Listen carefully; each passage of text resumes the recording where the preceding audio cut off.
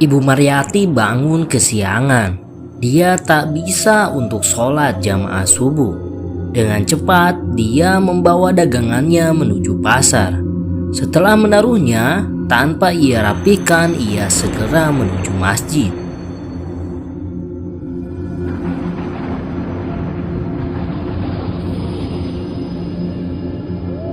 Sebentar lagi waktu subuh hampir habis. Usai sholat, dia segera kembali untuk menyusun dagangannya. Beberapa orang tersenyum melihat Ibu Mariati. Bahkan ada yang juga bertanya, "Sudah sholat apa belum Ibu?" Ibu Mariati agak heran juga. "Sudah, memang kenapa?" balas Ibu Mariati. "Oh, pantesan mukenanya masih dipakai." Oh, Ibu Mariati baru menyadari kalau dirinya terburu-buru sampai lupa membuka mukena dan lupa menaruhnya di masjid. Lalu ia membuka mukena yang kemudian ia masukkan dalam tas besar. "Biar nanti siang saja aku kembalikan," begitu pikirnya. Namun belum lagi jam 11, Ibu Mariati merasa kepalanya pusing, pandangannya pun berkunang-kunang. Akhirnya dia memutuskan untuk menutup dagangannya dan secepatnya pulang. Sampai di rumah tak ada siapa-siapa. Ibu Mariati melempar tas begitu saja sehingga isi di dalamnya berhamburan. Dia mencari obat dan meminumnya, kemudian ia menyelimuti tubuhnya yang terasa mendadak demam. Seketika alam bawah sadar Ibu Mariati. Dia melihat seorang wanita tua yang melambai-lambaikan tangannya. Wanita itu berambut putih dengan tersenyum ganjil, memperlihatkan gigi-giginya yang ompong. Ibu Mariati seakan melihat wanita tua itu meminta sesuatu darinya. Namun, dia tak mengerti apa maksud wanita itu. Dia hanya melihat wanita itu berkali-kali menepuk-nepuk kepala sendiri. Sedetik kemudian, wanita itu menghilang.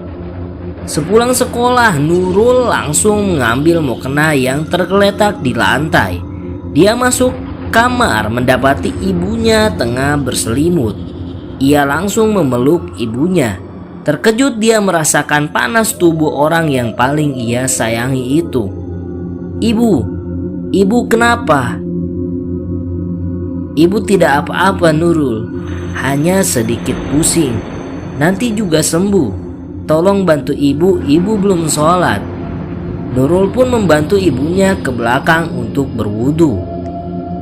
Setelah usai mengantar ibunya ke belakang untuk berwudu, Nurul pun mengambil mukena yang tergeletak di lantai yang kemudian ia pakai untuk sholat.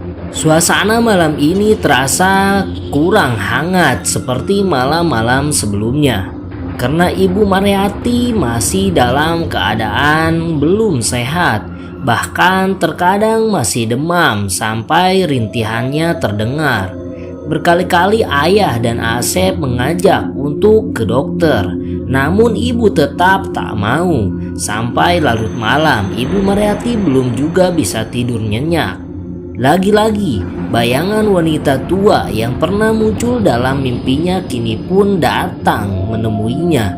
Tapi entah kenapa, wanita itu hanya diam membisu tanpa berkata apa-apa. Hanya sorot matanya yang membuat Ibu Mariati bergidik. Hal itu sempat mengganggu pikirannya, sebab ia merasa tak mengenali siapa wanita tua itu. Siang itu Nurul pulang bersama seorang teman karibnya, Farida namanya. Dia sering datang ke rumah ini. Farida sudah cukup akrab dengan keluarga ini. Begitupun dengan Ibu Mariati yang sering memanjakannya seperti memanjakan Nurul. Mendengar bahwa Ibu Mariati sakit, dia langsung masuk kamar untuk melihatnya. Farida langsung menyentuh tangan Ibu Mariati lalu menciumnya. "Ibu, gimana keadaan Ibu?" tanya Farida. "Ibu hanya merasa pusing dan demam sedikit, mungkin kecapean kali.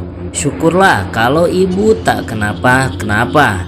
Makanya ibu jangan terlalu lelah, seharusnya orang seumur ibu sudah beristirahat." Iya nak, tapi ibu butuh uang untuk membantu kebutuhan sehari-hari. Farida terus menggenggam tangan Ibu Mariati. Cepat sembuh ya Bu.